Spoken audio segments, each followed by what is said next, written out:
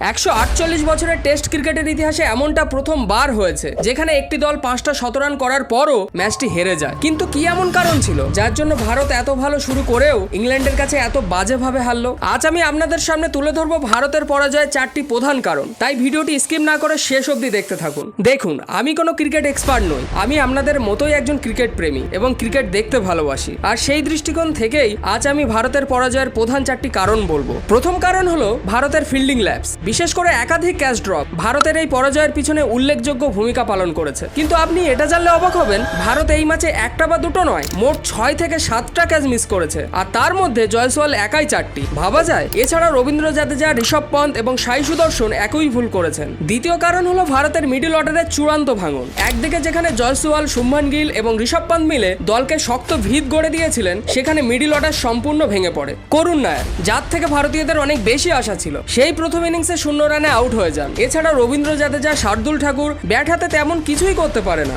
অথচ ভারত তখন 430 রানে মাত্র 3 উইকেট হারিয়ে ম্যাচে আধিপত্য করছিল। কিন্তু এরপর মাত্র 41 রানের মধ্যেই বাকি 7টি উইকেট হারিয়ে ভারত অল আউট হয়ে যায়। যেখানে একটা সময় সবাই ভেবেছিল ভারতের স্কোর প্রথম ইনিংসেই 550 থেকে 600 রানের বেশিও হতে পারে, সেখানে শুধুমাত্র মিডল অর্ডারের খারাপ পারফরমেন্সের জন্য ভারত প্রথম ইনিংসেই 471 রানের মধ্যেই অল আউট হয়ে যায়। আর সেকেন্ড ইনিংসেও সেই একই ঘটনা ঘটে, ভারতের মিডল অর্ডার আবারও চরমভাবে ব্যর্থ হয়। তৃতীয় কারণ হলো শুভমান গিলের খারাপ ক্যাপ্টেন্সি। এমনটা অনেকেই বলছেন, কিন্তু পার্সোনালি আমার মতে কারো একটি ম্যাচ দেখে বিচার করা উচিত নয়। তার দুর্দান্ত ব্যাটিং এর দক্ষতার পরিচয় আমরা প্রথম ইনিংসেই পেয়েছি, কিন্তু তার ক্যাপ্টেন্সি কেমন সেটা বাকি ম্যাচগুলো দেখলেই বোঝা যাবে।